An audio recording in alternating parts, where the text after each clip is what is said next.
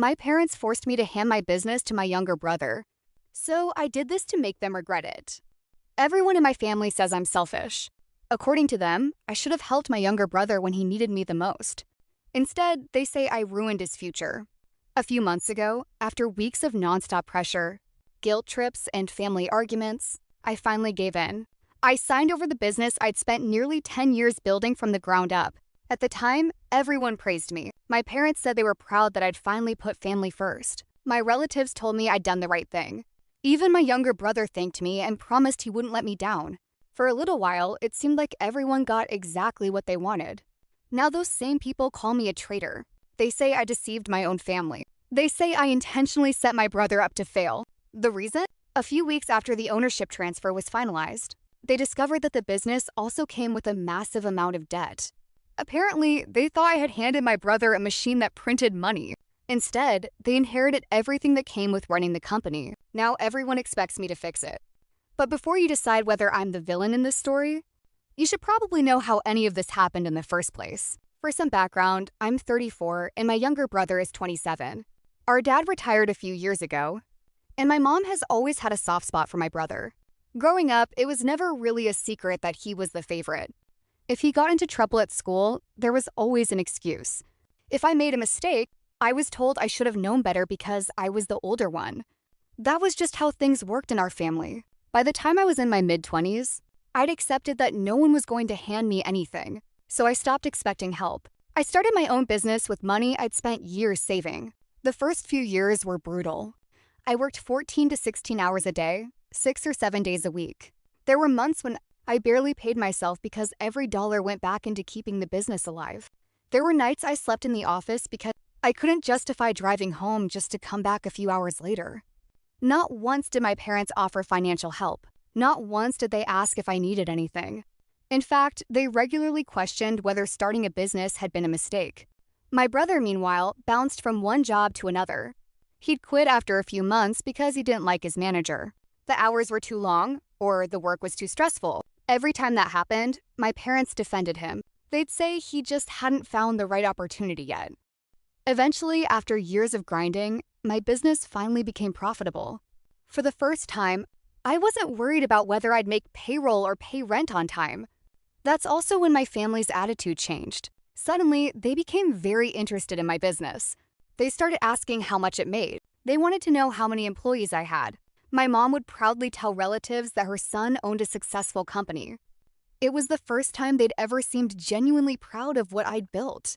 At least, that's what I thought. My younger brother has never been able to keep a job for very long. Over the years, he bounced from one position to another. Every few months, there was always a new reason why the latest job hadn't worked out. Sometimes the manager was supposedly impossible to deal with.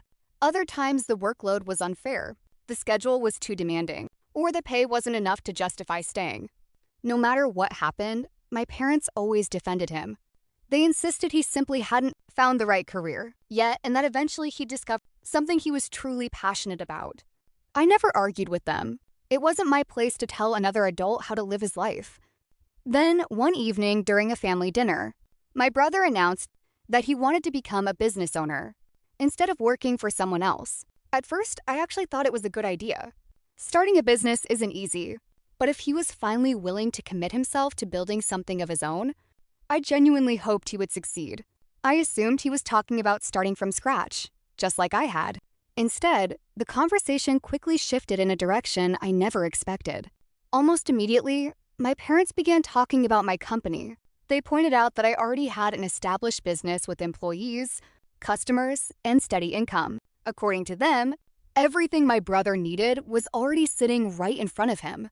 The more they talked, the more it became clear that they weren't suggesting I mentor him or teach him what I'd learned over the years. They believed my business should become his opportunity. Their reasoning sounded surprisingly simple. I had already proven that I could build a successful company once. If I could do it once, I could do it again. My brother, on the other hand, had never been given the same chance. From their perspective, helping him wasn't a sacrifice. It was simply what family was supposed to do. They kept reminding me that I was already successful, while my brother was still trying to find his place in life. They said I'd be helping the entire family by giving him a stable future. The more they repeated it, the more it sounded as though the company I'd spent nearly a decade building was no longer being seen as something I had earned. It had quietly become something the family believed should be shared. At first, I honestly thought they were joking. The idea seemed so unreasonable that I couldn't imagine anyone saying it seriously. I laughed, expecting someone else at the table to laugh too. No one did. That was the moment I realized they meant every word. A few weeks later, my parents asked if everyone could come over for a family dinner. Nothing about the invitation seemed unusual. We had dinners together every now and then, so I didn't think much of it. It wasn't until everyone had finished eating that I realized the dinner had never really been about spending time together. It had been planned for something else. The conversation slowly shifted toward my brother's future. My parents talked about how difficult it had been for him to find a career that suited him. They spoke about how talented he was, how he simply needed the right opportunity, and how they worried he was falling behind everyone else his age. Then the attention turned to me. What started as compliments about my business quickly became something entirely different. My parents began explaining that I'd already achieved what most people only dream of. I had built a successful company. I'd proven I knew how to run a business. According to them, I still had plenty of time left in my life to build another one if I ever wanted to. My brother, meanwhile, needed a chance. The more they talked, the more obvious it became what they were asking for. They wanted me to hand my company over to him. Not sell it, not make him an employee, not bring him in as a partner so he could learn the business. They wanted him to become the owner. The room went completely silent after they said it. For a few seconds, I honestly thought someone would laugh and admit this was all some bizarre joke. Nobody did. Instead, several relatives began nodding in agreement. The reasoning sounded almost rehearsed. I was still young enough to start over. I'd already proven I could succeed once. My brother deserved an opportunity too. And at the end of the day, we were family. The word family kept coming up over and over again. It was used as the answer to every concern I had before I even had the chance to voice it. The years I'd spent sacrificing weekends, missing holidays, sleeping in my office, and risking everything I'd saved were reduced to one simple expectation. Because we shared the same parents, I was supposed to hand over almost 10 years of my life without questioning it. I said no. At first, I thought that would be the end of it. I assumed that once my parents realized I wasn't willing to hand over a company I'd spent nearly a decade building, they'd eventually accept my decision and move on. Instead, the pressure only got worse. Over the next several weeks, my phone rang almost every day. If it wasn't my mother calling, it was my father. If it wasn't them, it was another relative. Every conversation somehow circled back to the same subject. My mother cried constantly. She said it broke her heart to see her children unable to help each other. She told me she never imagined I'd become the kind of person who would choose money over family. My father took a different approach. He didn't cry, he simply called me selfish. According to him, success had changed me. He said I'd become greedy and had forgotten where I came from. Eventually, the rest of the family got involved. Aunts, uncles, even cousins I hadn't spoken to in months suddenly had opinions about my business. It was strange how confident everyone seemed when discussing something none of them had helped build. The message was always the same. To them, it was just a business. Businesses could be rebuilt. Money could always be earned again. Family was supposed to come first. They reminded me that my brother still had his whole future ahead of him and that this could finally give him the stability he'd been searching for. The more they repeated those words, the more I started wondering if anyone actually understood what they were asking. They weren't asking me to lend him money. They weren't asking me to hire him. They weren't asking me to mentor him. They were asking me to hand over almost 10 years of sleepless nights, financial risk, missed holidays, and sacrifices as though it were something that could simply be replaced. And somehow, I was the selfish one for hesitating. Eventually, I gave up. Not because I suddenly agreed with them. Not because I believed they were right. I simply got tired. I was exhausted from defending myself every single day to people who had already decided I was the villain. No matter how many times I explained what that business meant to me, nobody seemed interested in listening. So I stopped arguing. Instead, I contacted my attorney. I told him I wanted to begin the paperwork to transfer ownership of the company. Over the next couple of weeks, we prepared everything that was legally required. Every document was reviewed, Every asset, liability, contract, and ownership record was included in the transfer. Nothing was hidden. Nothing was rushed. When the day finally came, my brother signed the paperwork. I signed mine. The attorney witnessed everything. By the time we walked out of that office, the company I'd spent nearly 10 years building no longer belonged to me. Legally, it was his. When I told my parents the transfer was complete, they were overjoyed. My mother cried again, but this time they were happy tears. She hugged my brother as though he'd just achieved something extraordinary. My father shook my hand and said he knew I'd eventually do the right thing. A few days later, my parents even organized another family dinner. This one felt completely different from the last.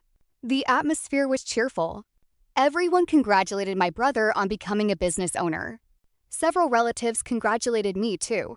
They said they were proud that I'd finally put family above money. Some even called me generous. Others said I'd been blessed with success for a reason, and that this was my chance to give back. I just smiled, thanked them, and let them celebrate. No one asked how I felt about giving away nearly a decade of my life. No one asked whether I was ready to start over. As far as everyone else was concerned, the story had reached its happy ending. Mine was only just beginning. About 3 weeks after the ownership transfer, I got a phone call from my brother. I'd never heard him sound like that before. He was panicking. At first, I thought something terrible had happened to one of our parents. Instead, he started asking me why the company's bank account wasn't enough to cover everything. I had no idea what he meant. Then the questions kept coming. Why were there loan payments due every month? Why was the company making payments to multiple suppliers? Why were there equipment lease agreements that still had years left on them? Why did the business owe so much money? That's when I realized what had happened. For the first time since taking over the company, my brother had actually looked beyond the revenue. He had finally started looking at the financial obligations. Like many businesses, mine had grown by using financing. There were business loans used to expand operations. There were supplier accounts that operated on payment terms. There were leased machines that allowed us to increase production without buying everything outright. None of this was unusual. In fact, it was exactly how the company had reached the size it was. The business generated healthy revenue, but it also carried significant liabilities. That's how many growing companies operate. None of this had been hidden. Every outstanding loan, every monthly payment, every supplier balance, every lease agreement, every financial statement, everything had been disclosed before the ownership transfer. The attorney had provided every document. The financial reports were available for anyone involved to review. No one was rushed into signing. No one was misled. The information had been sitting right in front of them the entire time. They just never bothered to read it. Somewhere along the way, my family had convinced themselves that successful business automatically meant endless cash sitting in a bank account. They saw the company's revenue. They saw the office. They saw the employees. They saw the clients. What they never stopped to consider was everything it took to keep those things running. They assumed they were inheriting profits. They never realized they were also inheriting responsibility. And for the first time since all of this began, reality finally caught up with them. The panic didn't stay with my brother for very long. It quickly spread to the rest of my family. Within a day, both of my parents were calling me nonstop. The tone of the conversation had completely changed. A few weeks earlier, they had celebrated my brother becoming a business owner. Now they were accusing me of betraying him. According to them, I had set him up to fail. They insisted I had intentionally handed him a company buried in debt while making it look successful from the outside. My mother said I should have warned him. My father said no decent brother would ever do something like this to family. I was honestly stunned.